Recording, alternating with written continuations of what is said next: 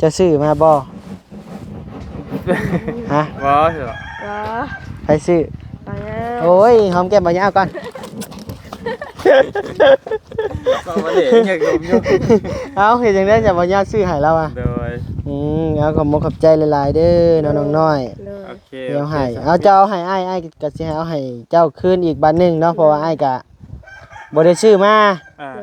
า ก็ให้นี่แหละพี่น้องเอ้ยเนาะฮักแพงกันเอามือจ้างออกโอ้ยผู้ลองเต้นมึงดู14กุมภาพันธ์วาเลนไท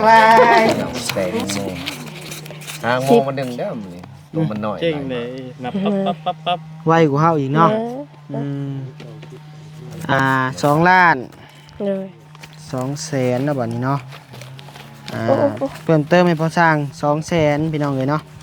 เอามีชื่ออิ่มเลยพ่อก็อยากเอารถเนาะน้อย แม่นจังหวะนึงมาก็ให้งานเฮาก็ได้อยู่แต่มันหลายคน โด ของ ย ประกันมันก็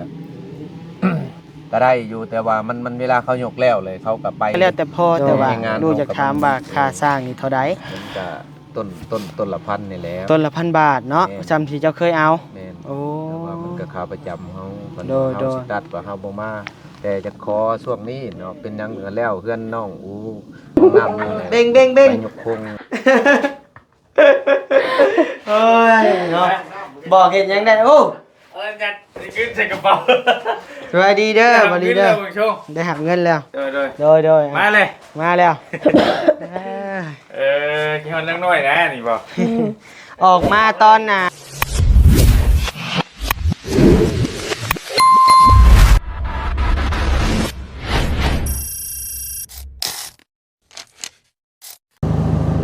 เอาพี่น้องเอ้ยเนาะทักทายสบายดีเด้อพี่น้องเด้อเนาะทักทายสบายดียามช่วงบ่าย3เด้อพี่น้องเด้อเนาะทักทายสบายดีอยู่เฮือนน้องน้อยคนเดิมเพิ่มเติมคือบ่นิวกลับมาแล้วพี่น้องเอ้ยเนาะเอาพี่น้องเอ้ยเนาะหาแต่มาฮอดเด้อพี่น้องเด้อเนาะเป็นเวลาบ่าย3พี่น้องเอ้ยเนาะสบายดีเนาะพี่น้องเนาะสิฮอด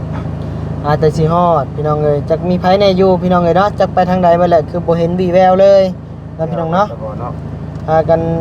ถ่ายคลิปถ่ายทำแล้วแหละบ่เนาะพี่น้องเนาะทางบ่สร้างเพิ่นจักสิเฮ็ดหยังพี่น้องเอ้ยก้มเงยอยู่พี่น้องเอ้ยเนาะกับแม่น้องน้อยพี่น้องเอ้ยโอ้มันเพิ่นซอยกันขมุกขมุมอยู่พี่น้องเอ้ยไปเว้าแล้วก็แยวพี่น้องเอ้ยลงไปเบิ่งไปชมนํกันเด้อพี่น้องเด้อเนาะโดยไปป้าพักจนใหญ่พี่น้องเอ้ยเนาะบาบุญบรรป่าเด้อพี่น้องเด้อทางนั้นพากันเห็ดหยังเด้พี่น้องเอ้ยเนาะ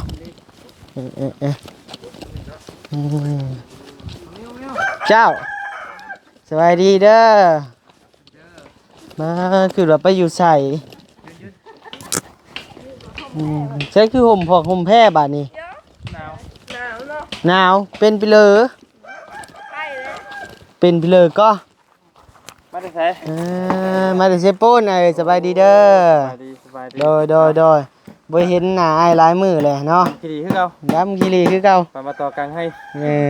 ปันกระตอถึกไฟเผา ได้ใช่เนาะ ว่าหยอกเด้อพี่น้องเด้อแหล่เห็นกูเก่าบ่ได้เจ้า เละยำหนัก แหล่แห้ง เบิ่งบ่ป้องเลยกูว่า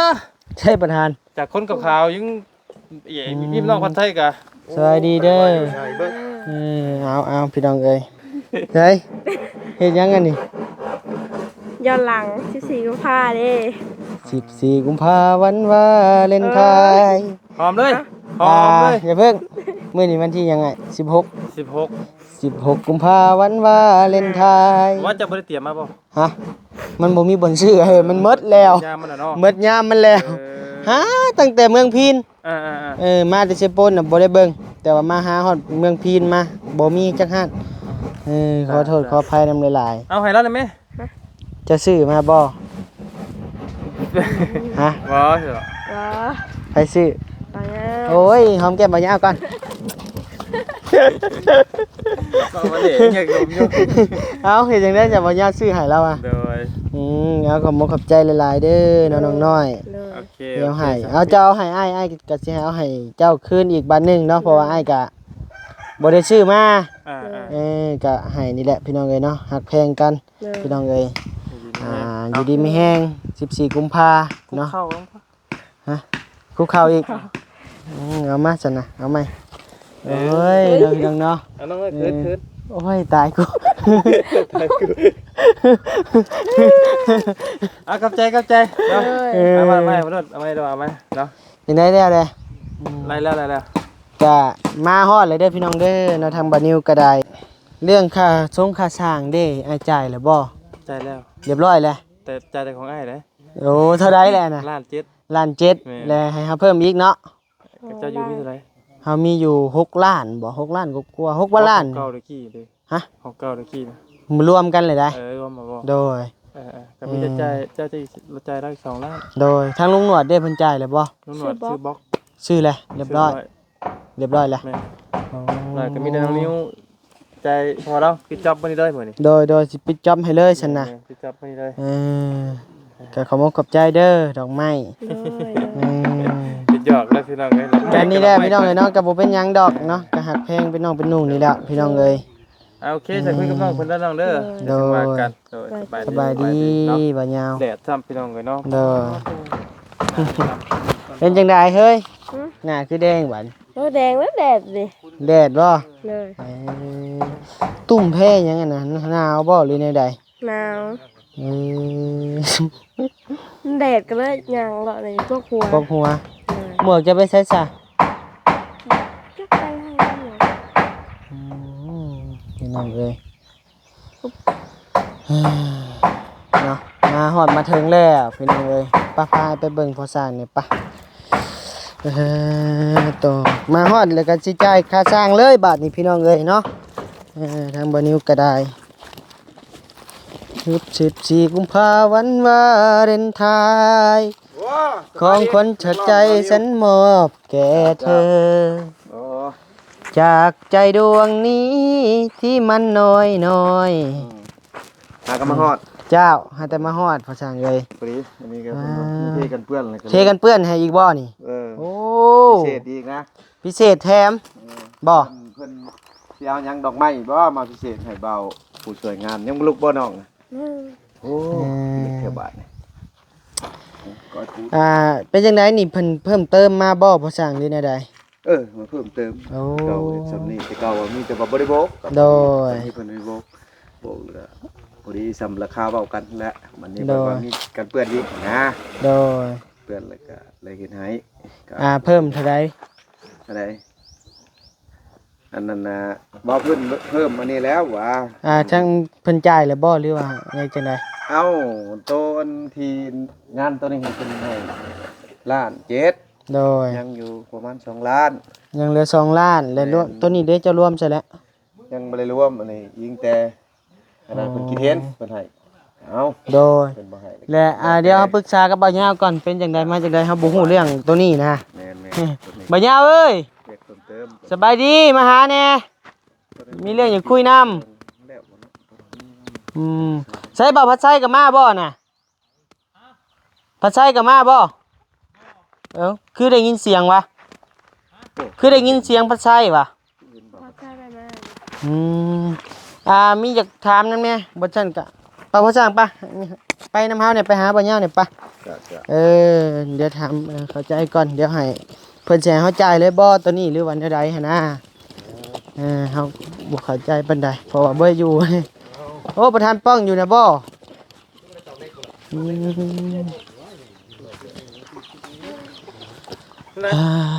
นี่แหละเรื่องค่าส่งค่าสร้างยังเหลือเท่าใดเฮาจ่ายให้เพิ่น ก็ยังเหลือ2ล้านสมัยนี้เด้อ เหลือ2ล้านเหลือเรื่องตีนมันเด้เรื่องกันปอกกันเปื้อนได้ไล่ให้เพิ่นได้ ต้องหากว่าพอ ก็อีกตามลูกเห็นเพิ่นว่ามันเป็นอยู่ในเวียกฉะนั้นกันว่านี่กันบ่พอแล้วก็บ่เป็นหยังสำนั้นก็เอาเป็นได้แล้วแถมให้ก็แม่น โดย เป็นที่ว่า บ่ว่าง่ายๆก็แล้วแต่น้ำจิตน้ำใจเฮาเนาะ เป็นน้ำใจวิชาสิทธิ์กับลูก โดย เบิ่ได้ก็บ่ว่ากันแล้วยังสิมีงานหน้าอยู่ กะว่าเรื่องยังบ่ก็หมดก็บ่หมดพอสร้างเลยเนาะก็มันพอได้อยู่มีแต่สิตื่มให้พอสร้างและกินน้ำกินในเนาะจักเล็กจักน้อยเนาะ ก็แล้วแต่ ก็นี่ได้เห็นใจกันพอสร้างแล้วก็เอาราคาถึกแล้วถ้าว่าสิบ่ให้เราเล่นก็บ่คือพี่น้องเอ้ยเนาะ ซอยลายเลยเนาะ โดยอันที่จริงพี่น้องก็อาจจะอันฮู้แหละเนาะ8,000 บาทหรือว่า10,000เพิ่นเอาเฮ็ดซ้ำนี่พี่น้องเอ้ยเนาะคือเคยถามสร้างมาหลายสร้างนั่นแหละก็เลยว่าเอาเติมให้พอสร้างอีกน้อยนึงเนาะอันไอ้เนาะก็ ใช่ก็มี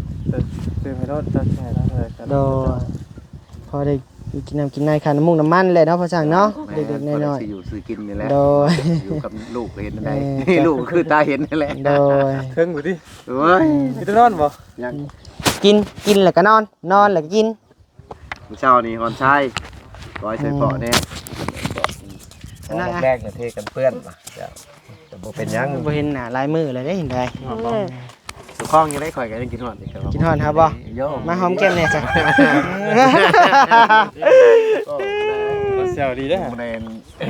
ยังบ่ได้ท่าแต่งแปลงตัวนี่นี่ก็ลืมอยู่เทือนก็สั่งชอบแดงตัวไรแล้ว เห็นได้เพิ่น ยังบ่ได้เอาแต่กระตาหัวชอกนั่นแหละ ยังบ่ได้ ใช่ทักกันยัง เอ้าไผ่เลยเปิ โอ้ ด บ่บุญบ่นะบ่บุญ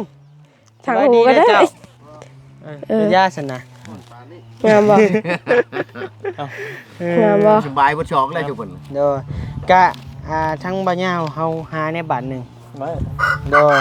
เดี๋ยวจ่ายเงินพอสร้างเพิ่นก่อนเนาะพี่น้องเนาะมา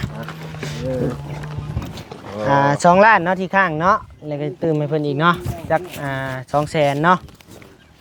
นอน เพิ่มเติมได้บ่จาก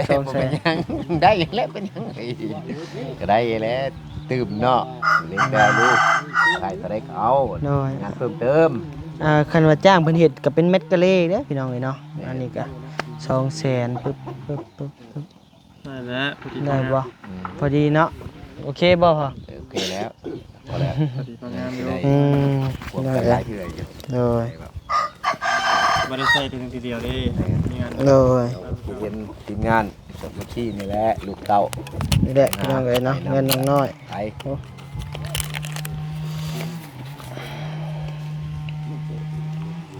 โอเค ลบในนั่นเอง พอมีแห้งแน่เนาะ ตะเวนนี่เอ้าเดี๋ยว เอ้ย ต้องอยากจุดยนต์ลงเลยแล้ว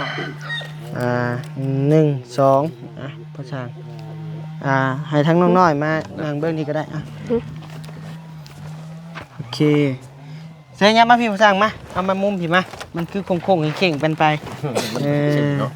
เลย นับเบิ่งครบบ่2 ล้าน เป็นยังบ้างนะเพื่อน ดูบ่เป็นเลย มันน่าคือให้พวก นับไปให้มาได้เนาะ เขาเห็นนี่นะกงโมนี่อย่างแตงโมโมมันดึงได้มันนี่ตัวมันหน่อย เก่งเลยนับปั๊บ ไวกว่าเฮาอีกเนาะ2 ล้าน เลย 200,000นะบัดนี้เนาะเพิ่มเติมให้พอสร้าง 200,000พี่น้องเอ้ยเนาะเอามีชื่อเอ็มร้อยอีหยังเลยเงินน้อย 200,000ปลายๆโดยเงินน้องน้อย2ยังเหลืออยู่1 2 3 ล้านกับ7 8 9 3,900,000พี่น้องเอ้ยเนาะกับบานิวเด้อพี่น้องเด้อเนาะมันมีเงินใบ1,000 บาทนำพี่น้องเอ้ย ครับแล้วเริ่มบอก โดยถ่ายรูปอยู่เนาะผู้จับกับภาษาผู้โอเคพี่น้องเอ้ยเนาะเงินจำนวนนี้ก็จักสิว่าแนวใดสิซื้อหยังต้องไปปรึกษากันกับแม่อ้ายเพิ่นก่อนกับบ่าวยาวกับประธานป้องกับทีมงานนี่แล้วพี่น้องเอ้ยเนาะกับบริยังปรึกษากันก่อนจักสิเอาหยังก่อนนะพี่น้องเนาะ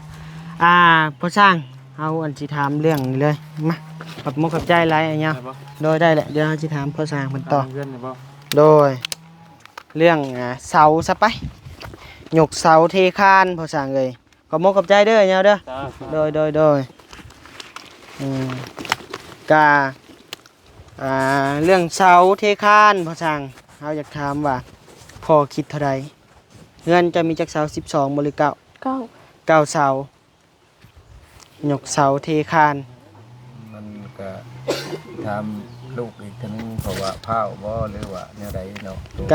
กะบ่อยผ้าเพราะว่าเฮาอยากฮู้ราคาไว้ก่อนเพราะว่าณตอนนี้งบเฮาก็ยังบ่ได้มีเนาะมีอยู่จำนวน3ล้านปลายๆนี่แหละ กายนั่นก็หมดแหละบ่หรือแนวใดจัง โด ว่าย กันอีก มืดแล้ว หมดเลย มีแต่อ้ายผู้เดียว โดย โอเคซั่นน่ะ เพราะว่าสองคำเนาะคันว่าได้ครับคันว่าบ่พอได้เฮ็ดนะก็ต้นละพันคิดคันสมมุติว่าเอารถมายกมาหยังก็ยกเสาหั่นนะคันว่าเพิ่นว่าต้นละแสนก็ต้องได้เอาเงินจำนวนนั้นพี่ให้เพิ่นนะ โอ้ แล้วเฮาก็เพราะว่า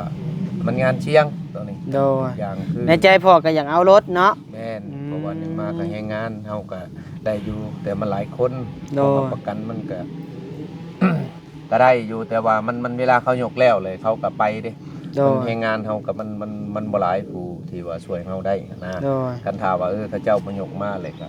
เฮาสิได้เว้ากับลูกอีกเทื่อนึงเพราะว่าสิเอากำลังตัวเป็นหลักหรือแม่นสร้างอย่างที่ไรต้อง2ต้อง3เพราะว่ารับประกันให้เฮาได้ จะอยากเอาคนมาอีกบ่ มาสิว่าช่วยเฮาหั่นนะ ก็เรื่องสร้างเรื่องนี้ก็แล้วแต่พ่อแต่ว่า แม่น ลูกอยากถามว่าค่าสร้างนี่เท่าใด มันก็ต้นละพันนี่แหละ ต้นละ1,000 บาทเนาะ แม่น จำที่เจ้าเคยเอา แม่น โอ้ แต่ว่ามันก็ค่าประจำเฮาคัน โดย เฮา โดย สิตัดว่าเฮาบ่มาแต่จะขอช่วงนี้เนาะเป็นหยังก็แล้วเพื่อนน้องห้องน้ำนี่แหละอยากไปยกโครงหลังคาขึ้นให้วิดดินก่อนพ เพื่อน ป็ เพื่อน ไปได้ พ่อบ่ แม่นคัน เอ ว่าเป็นไปได้ อ คันว่ามันฮ้อนเลยก็จะได้ก็ยังหาพอแล้วก็เบิ่งตัวจริงก่อน โดยกะ โดย อันแบบนิ่มๆแหละพ่อเฮาก็บ่ฮู้ว่า จ้ะ จักผู้ใหญ่เพิ่นสิซอยได้ซำใดนะเรื่อง แม่น งานเรื่องซ่านน้องเพิ่น แม่น ณตอนนี้ก็เงินก็ยังเหลือจำนวนบ่หลายปานใดเนาะเฮาก็ ยัง ปรึกษาพ่อไปก่อนน่ะนะ ยังปูนยังเล็กอีกเนาะก็ยิ่งตาม โดย จ้ะ มีแต่ผู้แลเฮาได้เงินครบจำนวนผู้แลเฮาจังสิเอิ้นพ่อเนาะ แม่น เฮาได้ทรายกองหนึงแห่กองหนึงปูนนั่นนี่เฮาจังสิเอิ้นทั้งเล็กทั้งหยังอีกหันนะเพราะว่าตอนนี้ก็งบเฮาก็ลดน้อยถอยลงแล้ว แม่นแต่ว่าคือ จากบุญน้องเพิ่นสิไปฮอดมื้อใดหั่นแหละพี่น้องเอ้ยเนาะคือฮู้แหละผู้ใดสร้างผู้นั้นได้พี่น้องเอ้ยผู้ใดบ่สร้างก็นอนกระตูบเก่าคือเก่าพี่น้อง เอา จ้ะ ก็ว่าเดี๋ยวว่าว่าเรื่องบุญเนาะพี่น้องเนาะ แม่น ผู้ใดสร้างมาจังใดก็ได้จังนั้น โดย ผู้ใดบ่สร้างก็ได้อยู่ในนั้นพี่น้องเอ้ยเพราะประมาณนี้แหละ เลย พี่น้องเอ้ยคะแนนว่าบุญน้องเพิ่นเฮ็ดมาหลายแต่ชาติก่อนก็น้องเพิ่นก็อาจจะได้เนาะคะแนนว่าน้องเพิ่นบ่ได้นั่นก็น่าจะบ่ได้น่าจะได้ซำนี้พี่น้องเอ้ย โดย ได้ซำใดก็บ่เกี่ยวดอกเนาะนางเนาะ โดย ก็ได้ซำนี้เฮาก็ดีใจแล้วเพิ่น เลย เมตตาซำนี้เฮาก็ดีใจแล้ว โดย เออ รถไฟ รถบาลี โอ้บ่ลีก็มา แล้ว โอ้ มันก็ได้เก็บของง่ายอีกแล้ว ย้ายสิย้ายมื้อนี้บ่ แล้วเพิ่นเลยก็ย้ายเครื่องยันมื้อเช้าเลยลงเวียดแต่เช้าย้ายไปป่าไว้นะ โอ้ ได้ตัวจริงก่อน โดยเป็นวันพักแน่เฮาได้อยู่ตรงนี้มีแต่นั่นแหละคันว่าเฮาได้เฮ็ดก็ขอบอกว่าไปเฮ็ดของเบาลี่แล้วพอดีคันว่าได้เครื่องครบเบิดแล้วเฮาจึงว่าสิได้ขึ้นมาเฮ็ดเพราะว่ายังง่ายไม่มาซื่อๆหั่นนะบ่ได้อยู่บนเฮามีพื้นมีไฟเฮาก็ใต้ แม่นเลยคะแนนว่าเจ้าจะได้โค้งหลังคาขึ้นนะกะ แม่นเฮาจะมีโอกาส เจ้านอนได้ได้เนี่ยน่ะได้ แม่น เออ มีโอกาสย่านเฮ็ดน้ำหั่นนะ โด คื ย อนี่มันก็บ่ไกลโดย หรือว่าหั่นแหละเฮาเที่ยวได้แน่มื้อใดเฮาเมื่อยเฮาก็นอน โดย คืนนี้ก็นอนอยู่พี่เฮาก็ได้พักผ่อนเฮาก็ได้เฮ็ดแต่เช้า โดย เวียกมันก็ไป บ่ แน่จ้ะ ทดลองเลยบ่ตดใส่เลยบ่ของน้ ยังบ่มีใคร ำมาอาชีพเองสนามมือนี้ ให้เจ้าข้าวเฮ็ดเองนั่นแหละ ยังบ่มีใครเปิดเชิดในห้องน้ำ ยังบ่มีคนเปิดสดบ่ ยัง เจ้านั่นแหละ ว่าย่างว่าย่าง เอาน้ำเข้าแม่เดี๋ยวเฮาสิเฮ็ดอุ้ยเนาะ ตาเจ้าอยู่ว่าให้เจ้าแล้วเปิดแค่เนี้ยว่ะ บ่ ครับมีแต่เจ้าก็บ่เหย้าแล้วบ่สร้างอีกอะลำลังก็ได้ว่านั่นครับ หักบ่ยาวได้ออกแห้งกว่าได้ เออ รถเอารถเอาขอโทษขออภัยนำเด้อพี่น้องเอ้ยผู้ที่กินข้าวกินน้ำพี่น้องเอ้ยเนาะ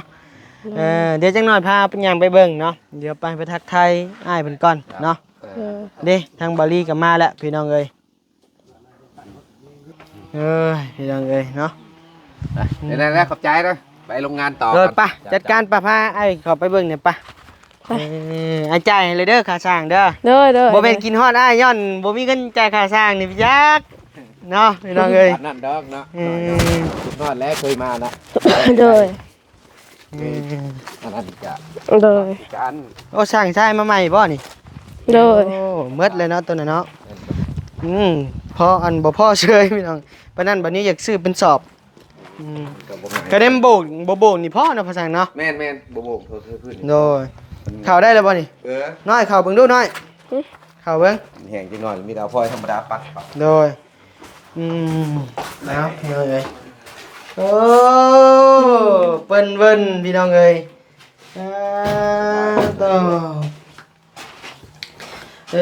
คะแนนบ่ได้กะโลนี่คักได้นี่พี่น้องเอ้ยว่ะลงโตดีไว้เนาะใส่ลองเต้นดูเต้นเอามือจางออกโอ้ยผู้ลองเต้นมึงดู14กุมภาพันธ์วันวาเลนไทน์อุ้ยพี่น้องเอ้ยคักพี่น้องเนาะสะอาดสะอ้านสวรรค์ไปพี่น้องเอ้ยสีมือพอสร้างไปก็บ่ธรรมดาเลยพี่น้องเอ้ยเนาะครับจำนี้แหละห้องน้ำห้องในเนาะ เลย ก็โอเคแล้วแหละพี่น้องเอ้ยโบกมือนี่บ่นี่ เลยนั่นแหละ ใส่น้อยลงขึ้นนั่งมึงดูฮึบโอ้ห้องน้ำใหม่นั่งลงตะกูเบ่งโอ้ยเนาะบอกเห็นยังได้โอ้จัดขึ้นใส่กระเป๋า สวัสดีเด้อสวัสดีเด้อได้หักเงินแล้วโดยมาเลยมาแล้วกี่คนนั่งน้อยนะนี่บอก ออกมาตอนฮะเอารถนำเต็มถังใช้บริเทปทองกับไห้มาให้เข้าไปเปิดมึงดูบ่ลิเปิดมึงดูผู้ใหญ่ฮะยังบุรีไปเข้าบ่โอ้เปิดสดได้เปิดยังเปิดสดห้องน้ำเปิดซิ่งห้องน้ำได้กุหลาบบ่ได้แล้วว่ากุหลาบบ่ได้มาฝากน้องคุณบ่ได้อยู่หายแล้วโอเคเราตามสบายบ่ดอกไม้น้องเพิ่นเอาให้เฮาแล้วให้น้องเพิ่นคืนนะเพราะว่าเลาะหาซื้อทางมาบ่มีมันใกล้มือมันเลยเด้มันก็เลยบ่มีขายล่ะยืมก็ได้อยู่เพื่อนมียืมบ่ให้เช่าได้เช่ามื้อเท่าไหร่เพราะว่าเฮาบุคคลบ่ฮู้จักเพิ่นเลยบัดนี้แล้วเฮาพักเป็นหมู่เลยฮู้จักว่าแล้วก็สบายดีคือกันโอ้ยเนาะสิเอาใหม่โอ้เคยเห็นเพิ่นอยู่เพิ่นทักซึกเพิ่นทักมาหาอยู่งานสายบุญมัดอยู่คนเด้อเบาลีแม่เจียงทองเบายาวบ่นิดเย็นบ่นิ้วนี่แหละแม่เอิ้นพิษนี่บ่นิดบุญทวีสายฟ้าเด้อโดยสบายดีเด้อพ่อเด้อเนาะสบายดีเด้อมาลีก็มาตอนแรกเจ้าก็หาตออกเวียงมื้อนี่บ่ว่านี่มาเป็นยังไงทางแม่ตู้เพิ่นอยู่เพื่อนนั่นแหละใครแน่ล่ะอยู่โดยแล้วบ่นี่พ่อยังเทกันเปื้อนอยู่เทกันเปื้อนเลยก้อยแล้วมื้อนี้เลยบ่จบเปื้อนนี่แม่นมาจบงานเลยเฮาก็มาทันจบงานเลยเฮาก็ตามเคยเลยหน้าเวียกลุยแล้วงาป้อนงัดเล็กงัดยังเข้าเวียกมันเทเลยก็เฮ็ดสิเอาตัวใดบ่ให้ค่านะแล้วเพิ่นว่า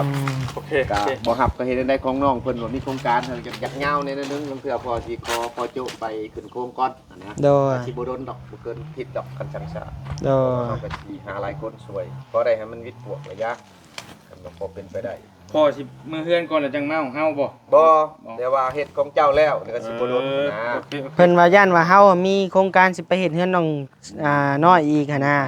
แต่เฮาก็ยังบ่ทันได้เว้าดอกว่าสิเฮ็ดนะถามไว้ซื่อตอนนี้งบเฮาก็ลดน้อยถอยลงแล้วเอาของเจ้าที่นี่แล้วเอาของน้ำแล้วเลยเฮาสิโจเอาใหม่มาเป็นโครงก่อนนะยังบ่มีขึ้นที่น้องน้อยยังอยู่ยังบ่มีพอดีแล้วจะพอเฮ็ดนั่นแหละพอดีแล้วเผื่อจะเฮ็ดแล้วได้เฮ็ดให้เพิ่นคือเก่าบุญบ่มีก็คือว่าตามบุญตามกรรมเพิ่นนั่นแหละโดยบุญบ่มีน้องน้อยก็บ่ได้เฮือนเจ้าว่าวันกี้นี่ดีใจได้เบาลีเจ้าก็บ่ได้ค่าช่างแล้วเอาเห็นรถแน่ติดก้นรถเบานิ้วเฮ้ยแม่นแล้วว่ะเบานิ้วซื้อรถให้น้องน้อยได้ว่ะบ่ได้ทายติสุดท้ายมาบ่โอ้ยรถเบาไล่ก็ได้คันนึงวาเลนไทน์คิดว่าเท่าใดเนาะก็บ่มีมาเนี่ยเนาะพอสิได้แก่ลงมาให้คือบ่ช่างนี่แหละส่วนโตแล้วนะส่วนโตเลยลำพังอันชื่อเงินขึ้นไปอันเซโปนก็ยังทงเป่ามาเลย แต่เว้นเนาะวันนี้เนาะมัน โดย เป็นแดดเนาะแต่จริงมันก็ บ่ ค่ำ ได้วินได้3โมงกว่าแล้ว โดย แต่ว่าเดี๋ยว เอากลับเลยเด้อบัดนี้เด้อ เมื่อเลยบ่ ปิดคลิปก่อนโดย โอเค เออเอาพี่น้องเอ้ยเนาะทางบัดนิวก็สิขอตัวจบคลิปก่อนพี่น้องเอ้ยเนาะ สบายเด้อ โดย ตาชาติกันโดยดีเบิร์เนาะ โดย ให้อยู่ดีมีแฮงให้ร่ำให้รวยเบิร์ทุกผู้ทุกคนเด้อ โดย เรื่องน้อยให้ได้เฮือนหลังใหม่ๆงามๆพอช่างก็ได้ให้เฮือนอยู่ในเด้อจ้า สาธุ ถูกเอาพี่น้องเอ้ยเนาะอยู่ดีมีแห้งร่ำรวยเด้อพี่น้องเด้อสบายดี สบายดี บ๊ายบายพี่น้องเอ้ย